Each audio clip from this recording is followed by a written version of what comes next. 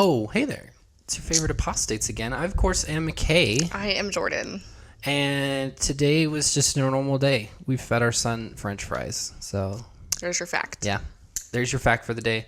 Also, we've been getting a lot of comments about people wondering what's going on in my pants. So today I decided to opt for a more masculine tank top. But I traded the headband for a man bun with a pink hair tie.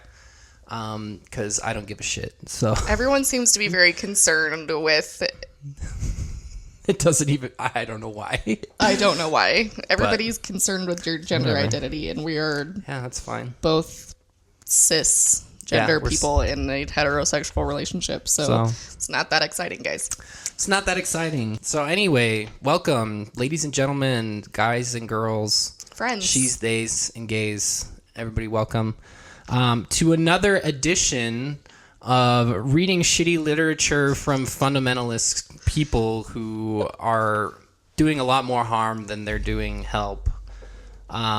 Yes, this is our second rendition of the girl-defined book, Sex, Purity, and the Longings of a Girl's Heart. Can we get a acronym for that, please? Spaga. Oh, whatever. We'll just do that. The dummy book. We'll just call it that. Yep. So in this video, we're going to go over chapters 2 and 3. Just getting a twofer. Yeah, because there's not a lot of meat and potatoes in either. Well, in the entire book, there's not very much going on. But so we figured we'd just do attack 2 of them at the same time.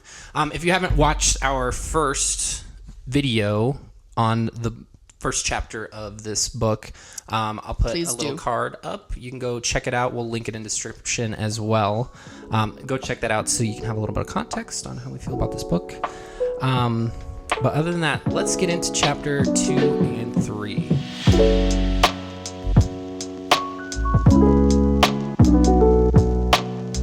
Chapter 2, we have, it's titled Lust, a Girl's Problem Too. Ooh. Okay, so already off the bat, we have the concept of lust.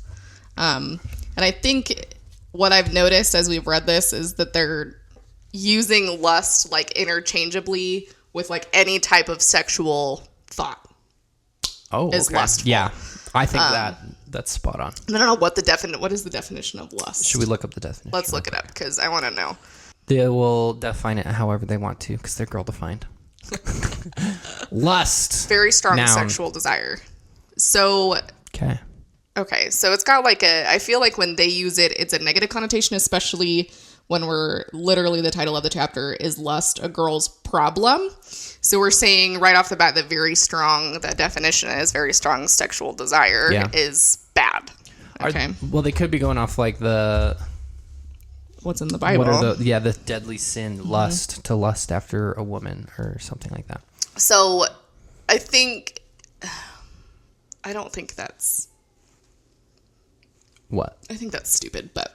Dumb. That's just me. So we start the second chapter by Kristen talking about how somebody ran into them and told her, I think it was just her, that she was struggling with shame and things from pornography.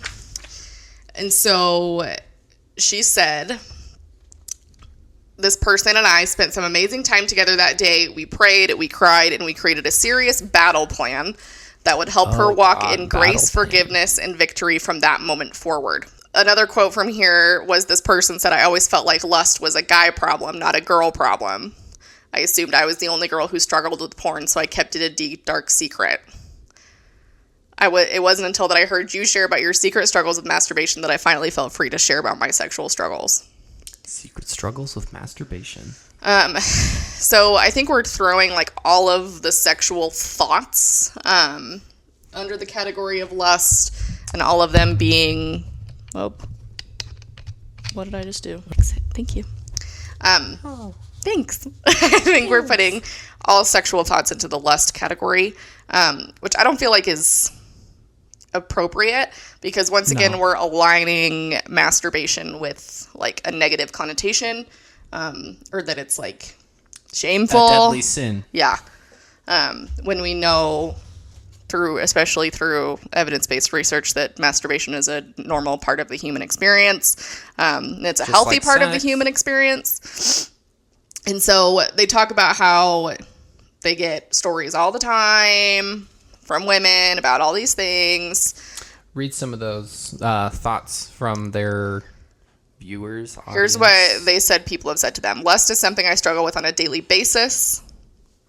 So, again, I don't think lust is the appropriate word to use here, because sexual thoughts that are occurring on a daily basis. Yeah, I'm horny on a daily basis. Sounds like it would news be a better normal. Descriptor. That's normal. It's normal. Especially, there could even be intrusive thoughts that are sexual in nature, and guess what? That's normal. Lust has been a struggle in both my singleness and my dating relationships. Okay. Lust is a problem almost all girls struggle with, but is so infrequently talked about in the church. I will agree with them, not about the lust piece, but about the fact that it's not talked about in the church. And if it is talked about in the church, it's typically not talked about in the accurate research-based manner. Oh, definitely not. And then the next one is lust is not spoken about. So apparently those two are like basically the same, but okay. We girls are confused and frustrated. We need to talk to someone talk frankly with and to help us understand what the Bible says about this issue and how we can live pure lives before the Lord physically. She couldn't even get through the whole thing through the bit. I can't.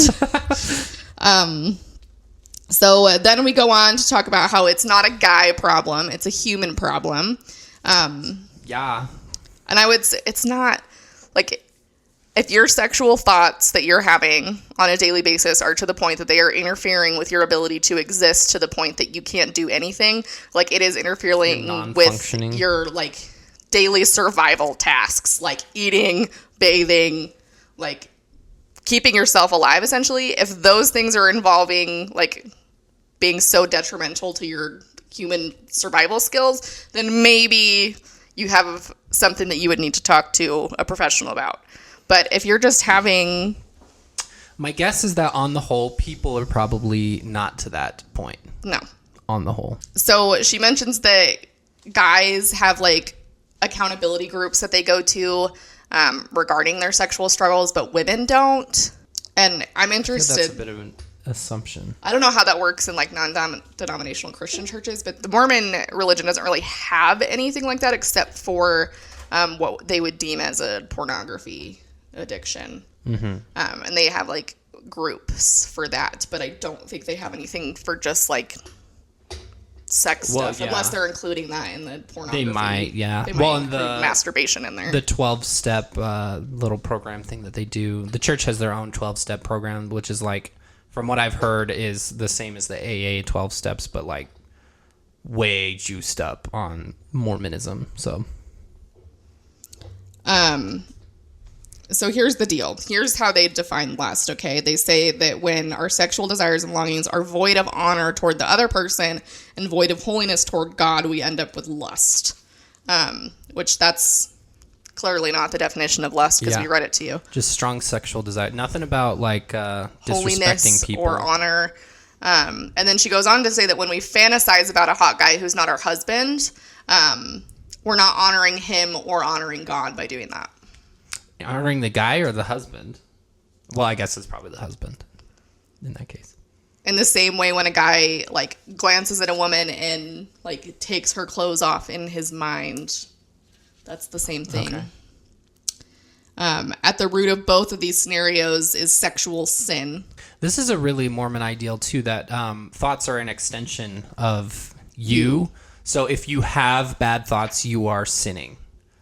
And this is really harmful, and where the whole situation with the LGBTQ community comes in, where you can't say that Mormons are like, yeah, being cool, it's cool to be gay or whatever, because they believe that if you were having thoughts in a sexual nature about people of the same sex or anything like that, that's a sin. So truly, you cannot be a gay member of the church and be in good standing, because you probably still have these thoughts, unless you're in like a constant battle with those thoughts, which I can imagine is just really damaging to your mental health. There are some things in here that I do agree with. This is probably the only thing I've really come across in the book so far that I actually agree with. They talk about how both men and women are very much sexual beings, and they both enjoy sexual intimacy and to crave and desire sex. So I completely agree with that. I think that's spot on. I mean, that's the only thing I've seen so far that I agree with in here, that we are sexual beings, and it is normal to desire sex. Yeah. And crave intimacy and things of that nature. Yeah, that's accurate. They do throw in here in this chapter, they do throw in a little bit of God created one male and one female in here. So a little, like, just a little touch on the, gay people, And then I dog-eared this page. Here we go. This is where it got good in this chapter. Because it's so freaking funny. They talk about, they list they say stereotypical. They list the stereotypical they cover differences. Their asses by being like, these are stereotypes, so they won't be 100% true for everybody. But why would they include them if they're like total stereotypes? So they listed out these for men and women, and I just find them very funny. So let's go for the men.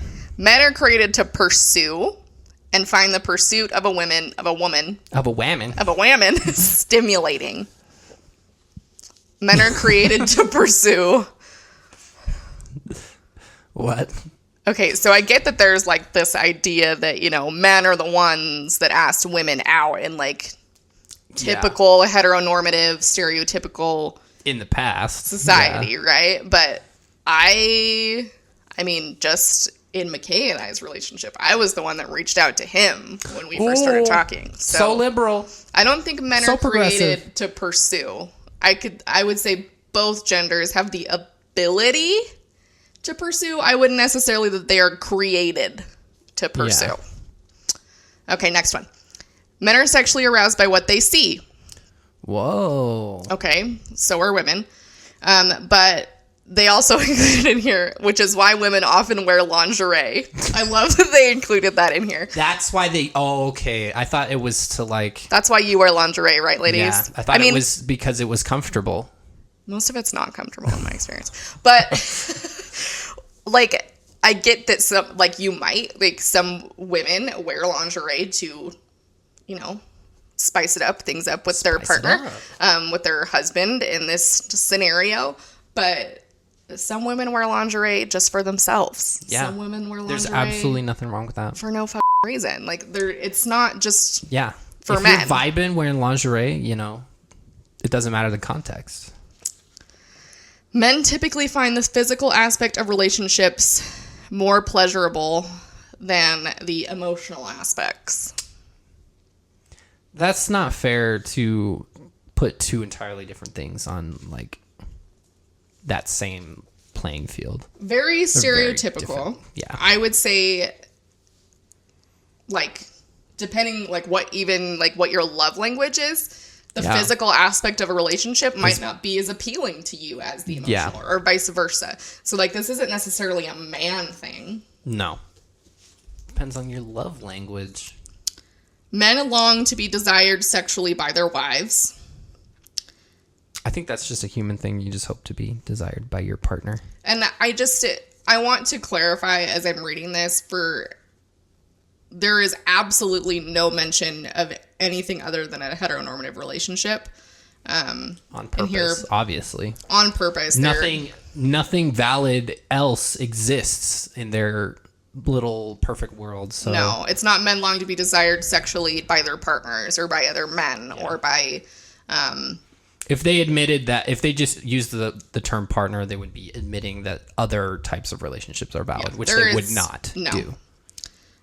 So men who are desired by their wives, what happens is this affirms their masculinity and lets them know that they're valued and respected. Maybe that's why I'm not like 100% total masculine, manly man all the time. It's because you don't desire me enough. Oh my gosh. Sorry, folks. But here's the thing, though, is this only applies to people who, like, the physical aspect of intimacy is extremely important to them being valued and respected. Like, it goes back to a love language. Yeah. Like, if you're asexual, that's not the way that you're going to see that. Like, that to you isn't going to be something that makes you feel loved and respected. No. And even if maybe sex is an important part of the relationship to you, but it's not the part that makes you feel the most valued and respected because you're more of a words of affirmation person, or you're a gifts person, or like... Or you've experienced some sexual trauma or something like that can contribute hugely to those aspects of your relationship. This one makes me laugh. Men are physically designed to give to the woman in a sexual relationship. Physically designed. A man's physical design is only a mere reflection of his overall distinct role. What the hell? I'm literally, like, my role as a human or a man, the reflection of that role is a penis? Apparently. What? Okay. Apparently. Okay, now let's move on to women. The women. Guess what? It's literally the same list, but backwards. Basically. Women are created to respond and often find being pursued by a man very stimulating.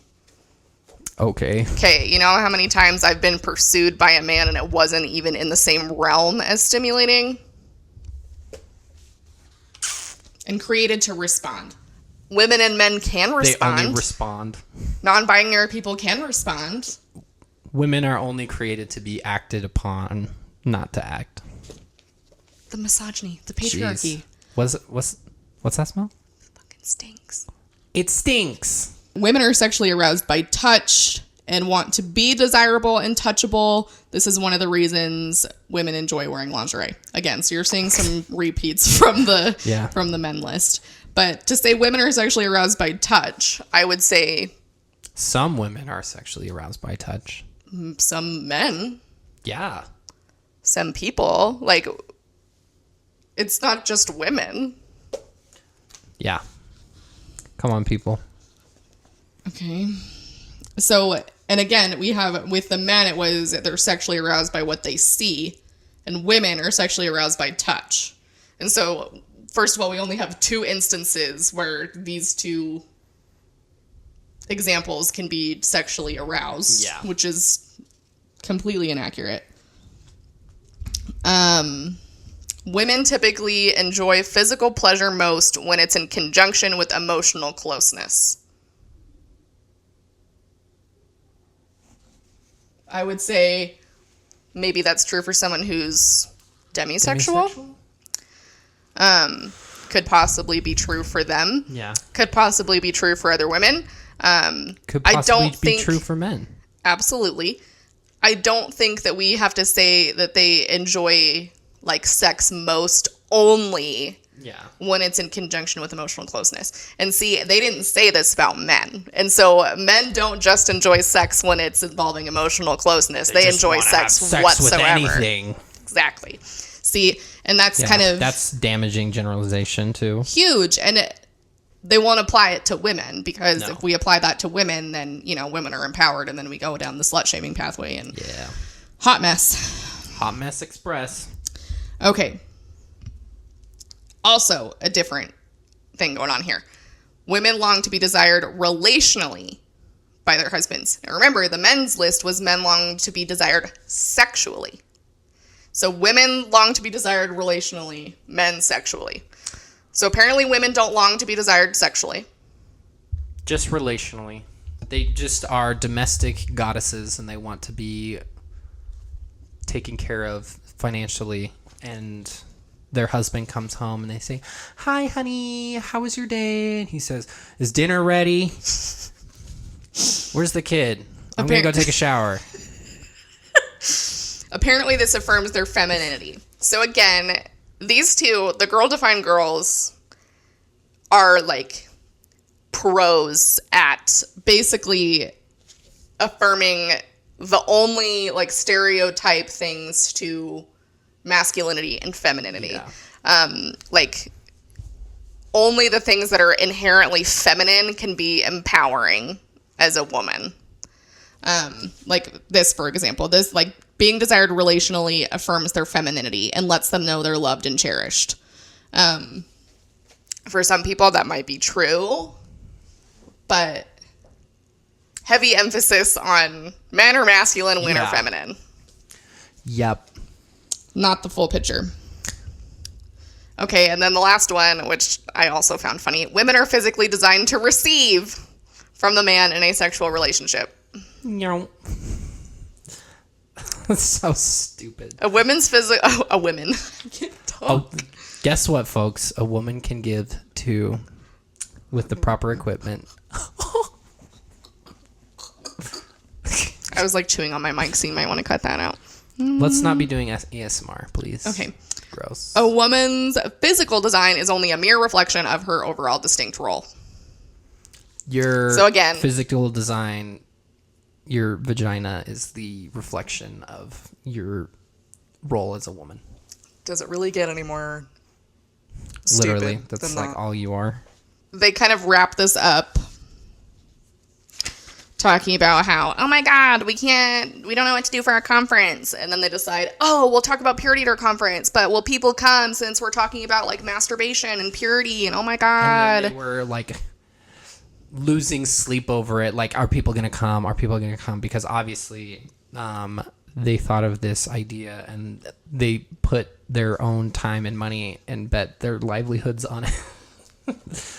And then they were overwhelmed by the outpouring of people who showed up and their interest in the topic and shit like that. Yeah. So like, then they were like, oh, it was so amazing and everybody was so receptive and it was so great. And then they end with sexuality may feel more like a curse than a blessing. Okay. Has sexuality always been broken? Oh. Again, so we're going back to that. So that leads sexuality brokenness. Yeah. So that leads into the next chapter. Chapter 3, when everything went wrong. Everything right went wrong.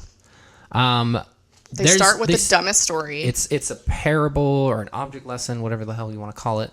I will just paraphrase it because I was just reading it it's like today. When Mormons, like if you're a Mormon, you'll know what I'm talking about. Like they get up on the stand and they're giving a talk and they're giving, and it's a story and it has literally nothing to do with anything religious and they just keep going on and on and I'm like, what the get to the metaphor. Get to the point. What is bro. it? Yeah. So that's what the story was. It's literally filler. Like for it was like 2.5 pages. 2.5 or 3 pages.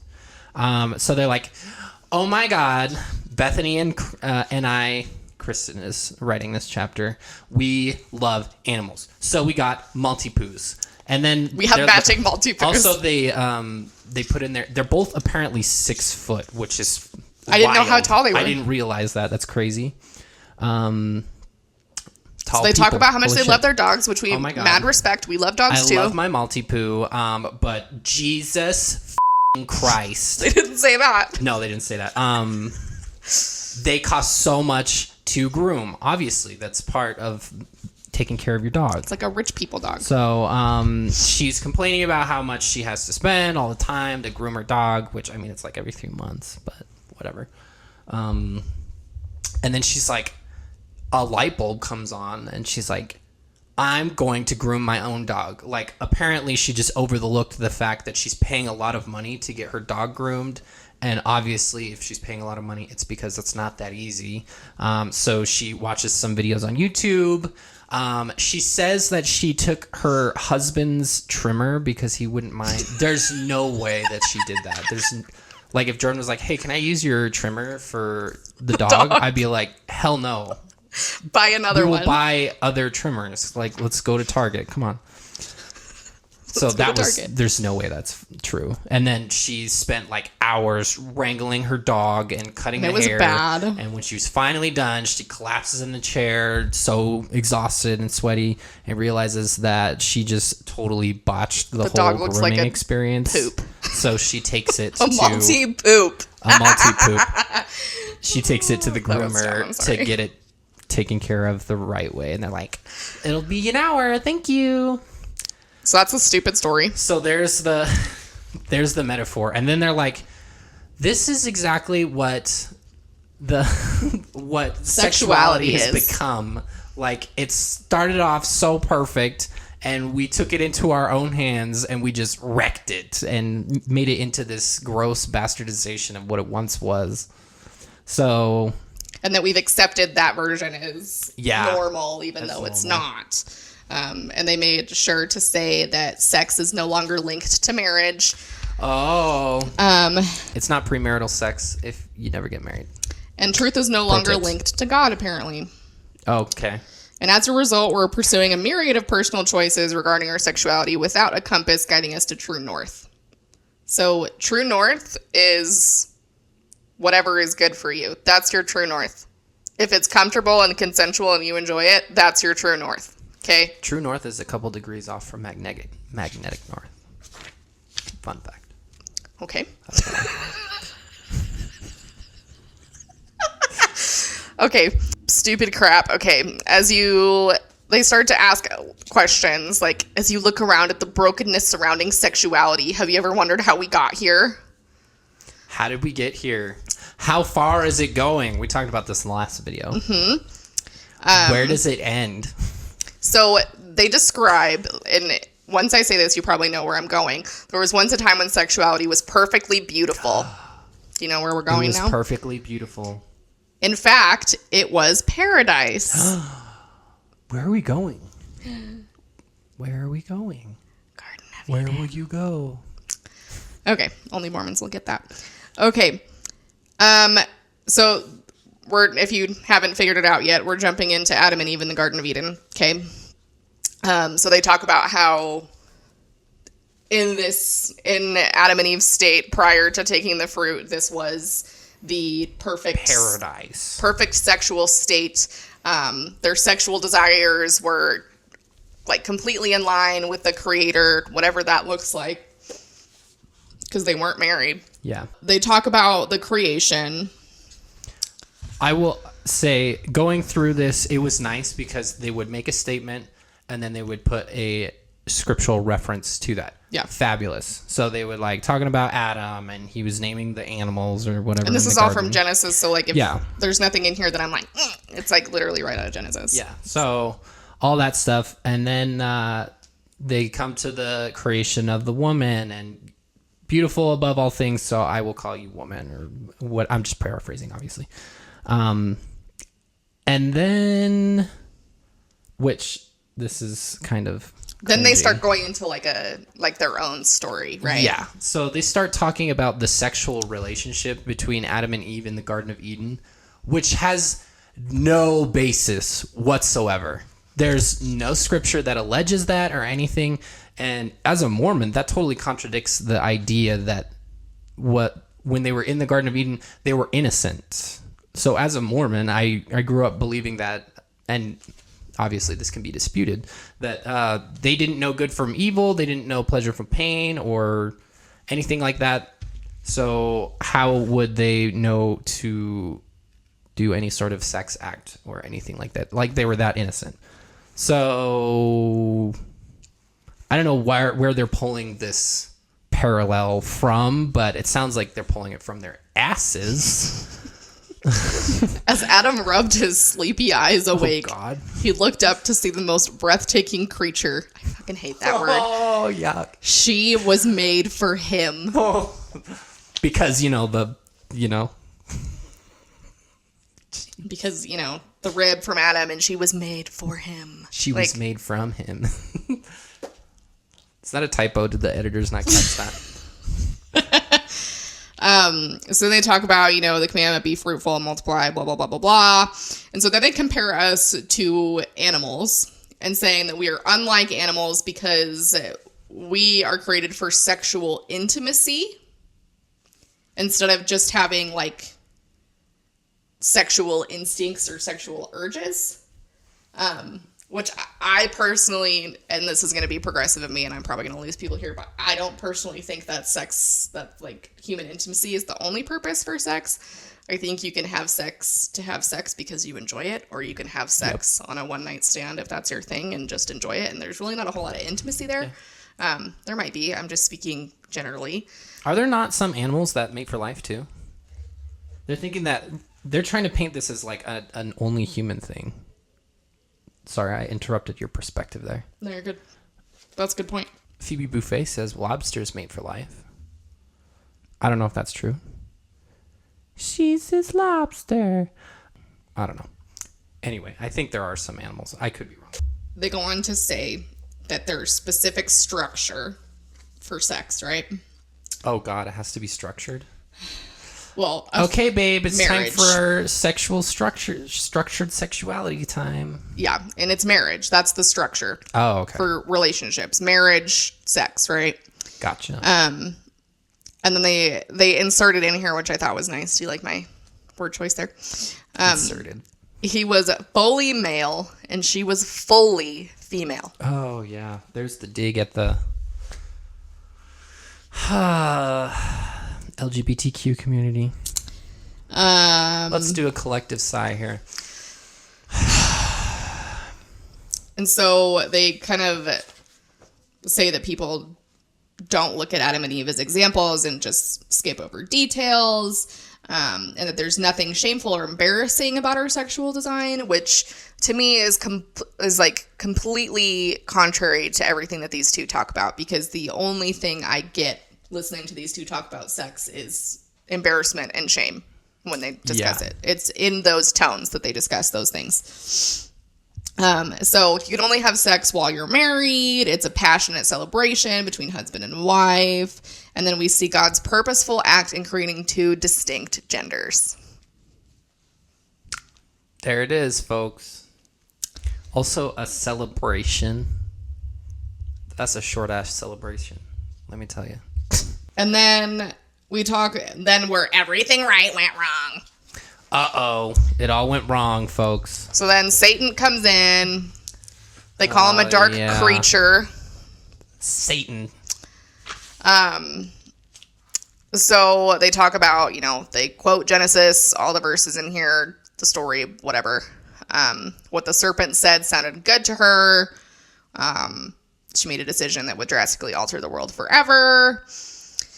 And then Adam ate it too. And then, how the story goes. And so sin enters, right? And I might be progressive in my thoughts about Eve. I have some probably more progressive thoughts than most about Eve. There is a quote. Let me find it. I have it on my phone.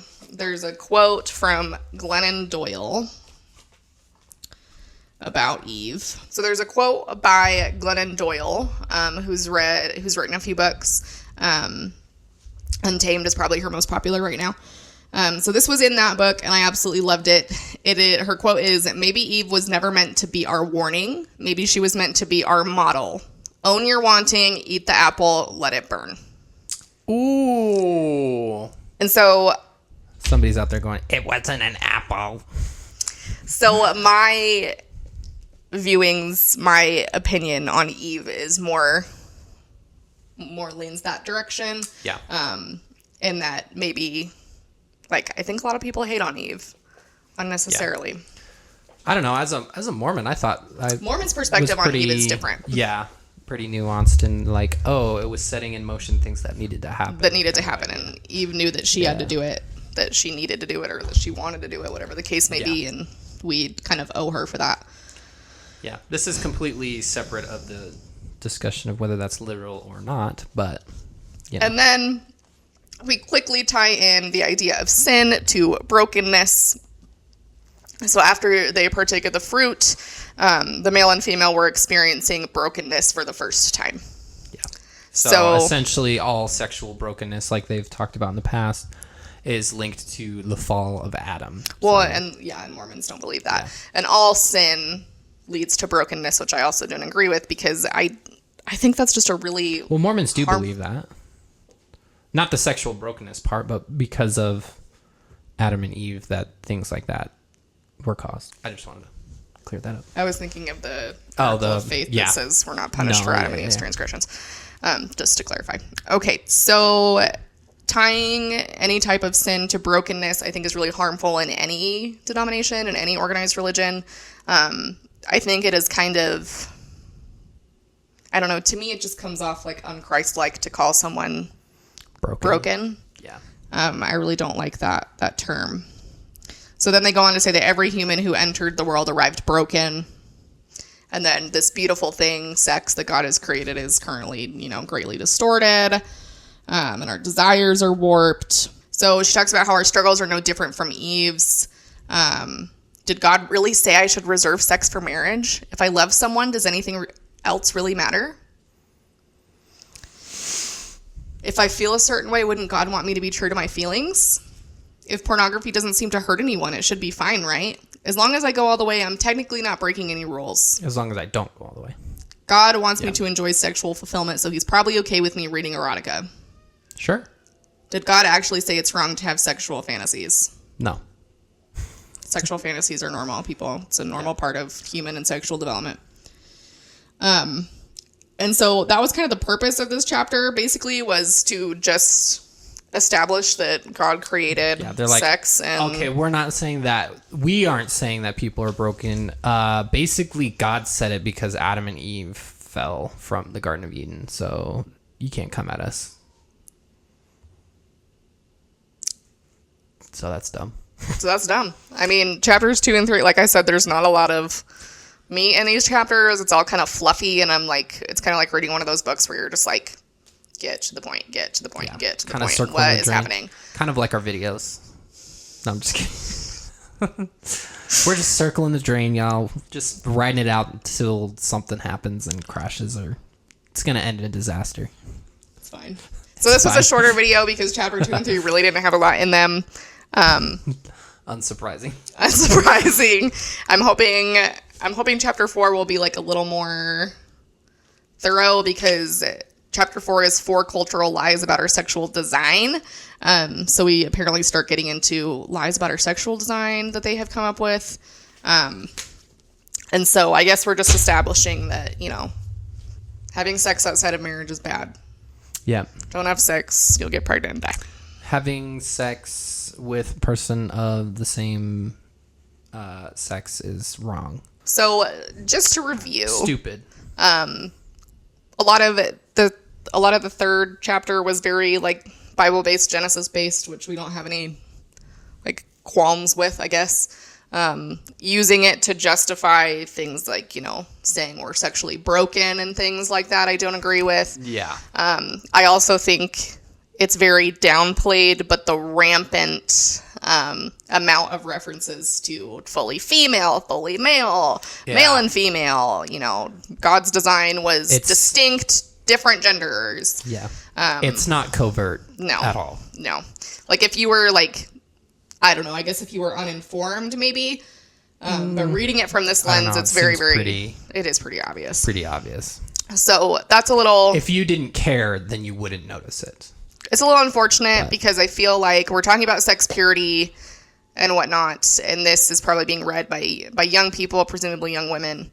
And so if any of those young women happen to be struggling with their gender identity, or whether or not, they consider themselves falling along into the LGBTQ plus community, if they're feeling like that, they align with that and that maybe resonates with them and they're trying to figure it out. Like reading this, I feel like would be very discouraging. This would be one of those things where I'm like, oh, yikes. Like they feel really strongly that it is just man and woman and there's no other way. And if you're doing sex any other way, then it is not in God's design. Yeah. I feel like they're part of the same camp where, as Paul and Morgan, like we watched the other day, where they're just like, they literally cannot see it as any other way because of like how they've been brought, even what they've been preaching to their own people in their congregation, or I don't know how they do things, their but stupid little ministry their or whatever, YouTube channel and their conferences or whatever. It's just ingrained that way, and they don't want to see it from any other way because this is what God has said, even though this really isn't what God has said. Not really a whole lot of like compassionate in here. Like there's a lot of like, you can tell there's a lot of reverence for what they feel like God says about sex and what they feel like are the requirements for having sex and not sinning. You can tell that that's like really extremely important to them. But I think in all of that, there's like an absence of, one, flexibility, obviously, and two, like a real absence for like humans being human, and somebody coming across this and feeling like they don't fit perfectly in those boxes, because let's be real, most of us don't. Yeah. And so that's not very Christ-like to be like, you don't fit in this box. Get out. So guess what? You Get will out. either be celibate for the rest of your life, get married to someone of the opposite sex, or don't ever, deny your true self by living as a gender that you don't identify with, kind of situation. Mormons are really good at that. Yeah. You're designed to receive. You're never allowed to give. Mormons are really good at enforcing jackasses that framework, which is just, I understand that some people do it, but I feel like it is in any sense really harmful to the person. Yeah. Having to deny it, like having to abandon yourself or any form of your authentic self, or denying yourself the ability to live that way, I feel like, especially under a religious framework, is very unhealthy. Yeah. Mentally, especially. But it just sets people up for failure. It's not fair to the people who deny themselves, and it's not fair to the people that they marry. Yeah. Because, I mean, it's hard. I don't know. That's not my story to tell, obviously, but... And that's not shitting on anybody who's in a mixed orientation marriage, and they want to be, by the way. Yeah. Anywho, there's our thoughts for chapters 2 and 3 of this god-awful book. Yeah. So, just shake it out, Shake out the anger. This one wasn't too bad, but there's a lot of bull crap in here. Yeah, I know. The Paul and Morgan video was pretty infuriating. This at least had some comic relief with their little story about the multi-poops. Multi-poop. I was like, oh my God, this is... Please tell me you're smarter than this in real life. If you don't follow our social media, go follow us on Instagram. I post on there daily. I put up polls about content and things so you can be more of an active participant in what we do. Yeah. And then also follow us on TikTok. We're not on there as often, but we still have a lot of good content on there. Yeah. Check it out. Hit that like and that subscribe button, because it really helps us out.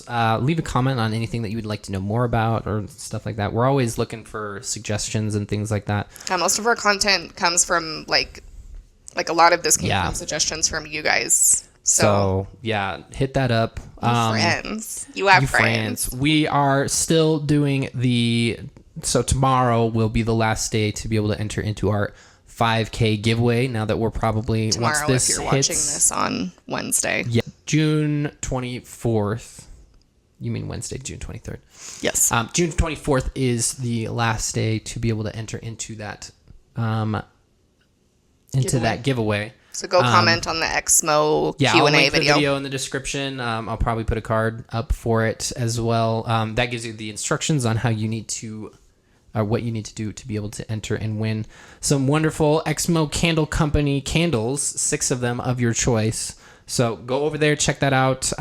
People are asking if we'll ship anywhere. Yes, we will ship anywhere. This is a one-off thing, so we'll make it happen. Yeah, if you live anywhere that can receive mail, we will send it to you. So hit it up. Hit that subscribe button, obviously, and the like button. I probably said that already. If you would like to support us in any other way, we have a Ko-Fi that we always have in the description. You can find us on Venmo at Jordan and McKay. It's the same on our socials and everything like that. But other than that, we'll see you next time. Thanks for joining.